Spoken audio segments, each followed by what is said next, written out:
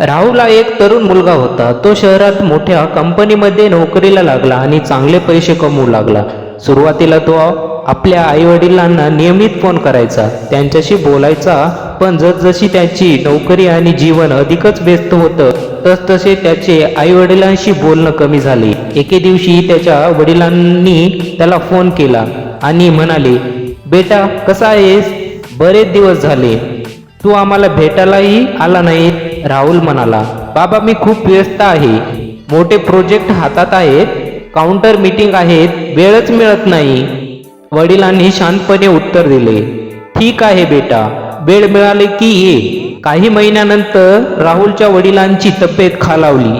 आईने त्याला कळवले, पण तो नेहमीप्रमाणे महत्वाचे काम आहे असे सांगून भेटायला आता आला नाही. काही दिवसांनी वडिलांची तब्येत अधिकच बिघडली आणि एके रात्री त्यांना हृदयविकाराचा झटका आला. त्यांना तातडीने दवाखान्यात दाखल करण्यात आले. आईने घाईघाईने राहुलला फोन केला, बेटा तुझ्या बाबाची तब्येत खूपच गंभीर आहे, ताबडतोब ये. राहुलने ऐकले आणि तो लगेच विमानाने आपल्या गावी पोहोचला. पण तो पोहोचेपर्यंत वडिलांचा मृत्यू झाला होता. त्याने त्याच्या निर्जीव शरीराकडे पाहिले आणि अचानक त्याला आतून ढसाढसा रडू आले.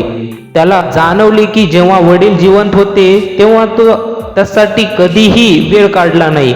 त्याच्या प्रेमाची आणि काळजीची कधीच किंमत ओळखली नाही.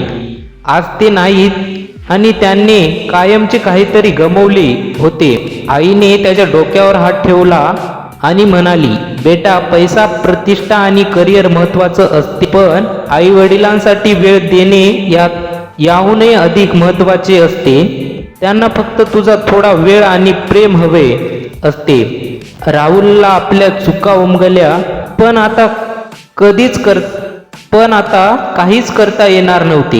ही कथा आपल्याला शिकवते, आई वडिलांची किंमत जिवंत असताना ओळखली पाहिजे, कारण एकदा ते आपल्याला सोडून गेले की आपल्या पश्चातापाशिवाय काहीच हाती उरत नाही.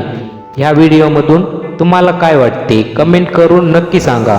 व्हिडिओ जास्तीत जास्त शेअर करा. धन्यवाद.